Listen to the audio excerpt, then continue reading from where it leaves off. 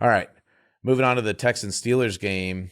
So, you have played the Steelers enough, especially in Pittsburgh, to where you're always just kind of nervous that it's going to be one of those games.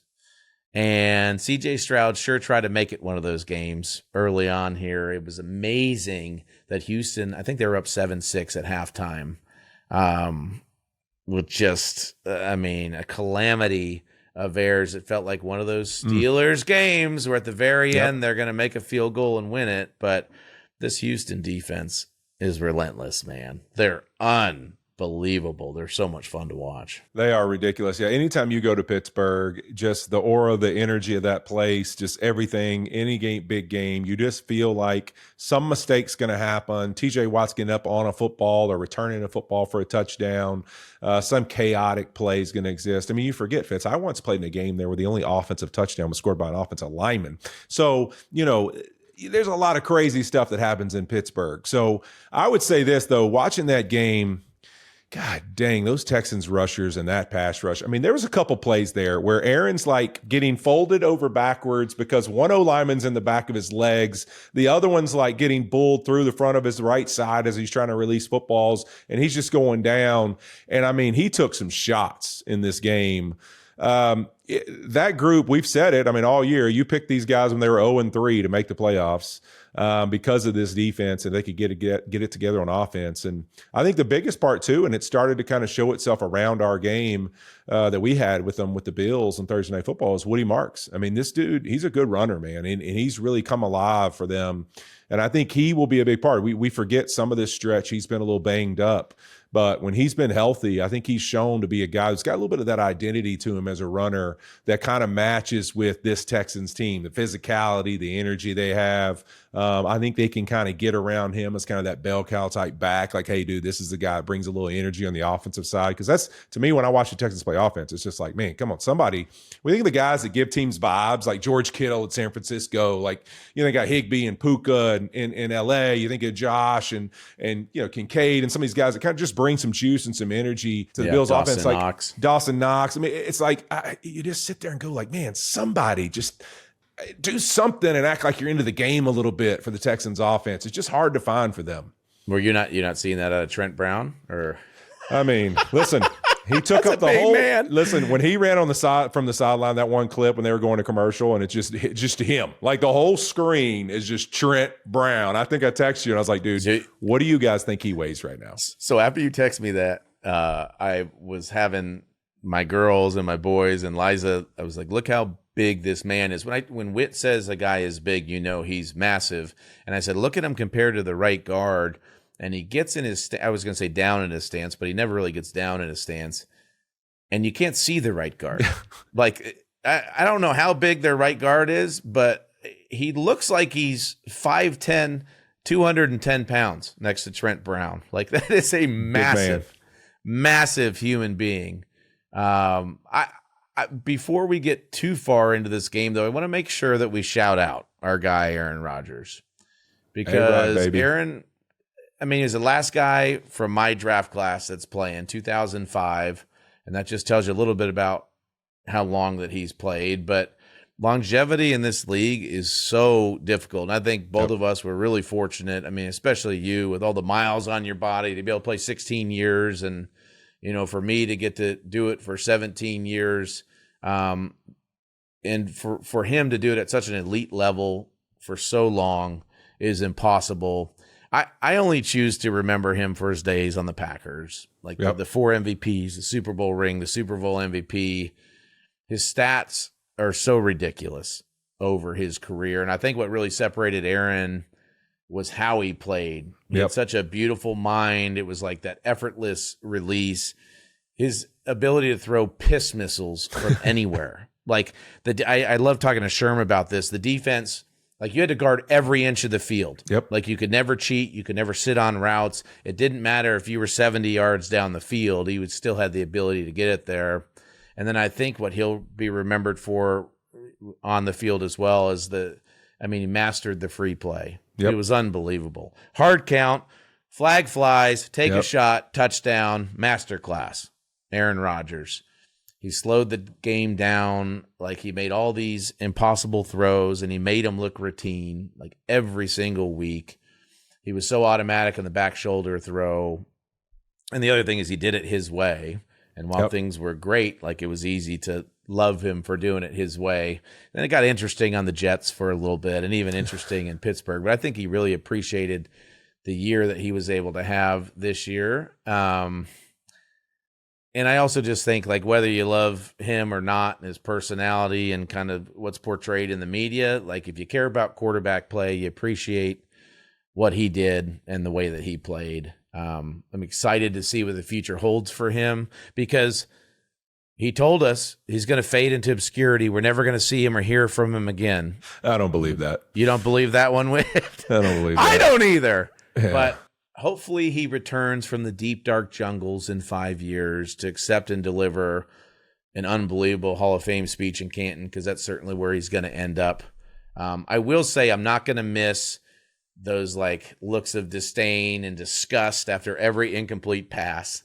Like, that's been interesting the last few years and gets my blood boiling a little bit. But we are going to miss the Green 18s and the Blue 58.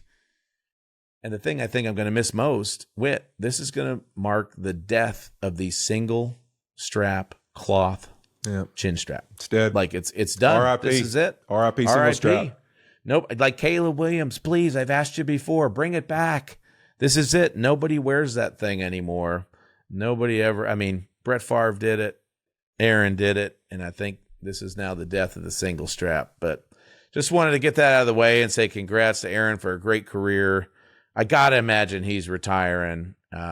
It sure felt like incredible stuff. Yeah. I mean, just even in his post-game presser, got frustrated with some of the questions and just his energy. It feels like that was it. But I also thought one thing I did think was cool is, he never has held back from saying his opinion. That's for sure. Whether you like his opinion or not, you got to appreciate he was always very candid with anything he thought or believed. Now, do I wish he kept some of his disdain for blocking and catching the passes from the media during games as much as he cares about those things, and people hates giving narratives for people to talk? It's like, well, then, you're always on the screen saying, like, do your job or block people or whatever.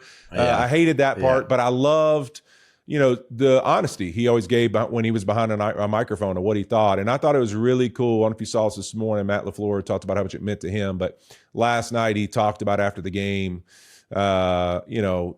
honestly, just how ridiculous it is that Matt LaFleur is being discussed as, like, firing him because of what he's done in Green Bay and what he's been able to accomplish. And he's, the growth of Jordan Love. I mean, we sometimes just make it about wins, losses, and then we're like, give all this credit to where Jordan Love is in his career. And it's like, you just dismiss that Matt LaFleur had anything to do with that and the play caller he was. And is, and then Mike Tomlin, and he kind of vouched for both those guys. I thought it was cool for him to use that platform to make sure people knew where he stood. Sometimes I don't care for some of those things, but that one was cool for you to kind of stand up and make sure, not just that Mike, your current coach, but hey, make sure you understand where I really stand, regardless of where you guys think our relationship is. I think Matt LaFleur is an unbelievable football coach, and it's ridiculous that we live in a time where this guy's done what he's done in Green Bay and the success they've been able to have year in and year out, and you guys want to get rid of him. Yeah, there will be plenty of teams, if that happens, that will be very happy with the Green Bay Packers and their decision. And again, we got to give a shout out to LaFleur keeping it tight, that haircut. I don't know if it's twice a week that he's getting it, but gosh, it looks good. Guy's always trimmed. Mike Tomlin. I don't know. There's been rumors swirling about him, but I'm curious to get your take on what you think he does. Well, listen, Fitz, not to just, try to one-up you. I know you got a couple of cool texts on this pod while we were doing it. Right, fresh off the press, buddy. All right, I just got a text. Mike Tomlin just stepped down. Just stepped down. Did he right really? Now. Just stepped down. Yeah. Mikey. He did it. So he's going. What's he doing? Yeah, listen. Well, here's the thing. What can't he do is the problem. I mean, the guy has shown that he is a winner. He's shown what an unbelievable football coach he is. But here's the reality. I mean, Mike Tomlin, talking about options. You think that people don't want him in a broadcast booth next season? Do you think people don't want him? Like I could see him on the set of Fox, like with that crew. I know him and Glazer are tight. Like he's going to get offered a lot of money to do a lot of different things. And that's just the reality. So listen, Mike T has never gave a shit about what you think, I think, or anybody else thinks. So I can promise you he ain't out here doing something to prove it to anybody. So if anybody think, oh, he'll want to go somewhere else and prove, he ain't driven like that. He'll either be into, I want to go somewhere and build a culture and a standard and win football games, or I'm going to go chill, get paid a lot of money and talk about a game that's really awesome and that he loves. So I'm excited because whatever he does, one thing you can bet on it, it's going to be full throttle, and he's going to give two shits what any of us think about it. And I just we're not doing this on purpose. We're not bullshitting you. Like, I swear to God, everything that is being released right now is we're talking about it and we're hearing about it as it's happening. We're in a good window right now. This is awesome. But so yeah, now I mean we're woefully unprepared to talk about the Steelers and what the future looks like there. But no Mike T, who goes there? Probably no Aaron Rodgers.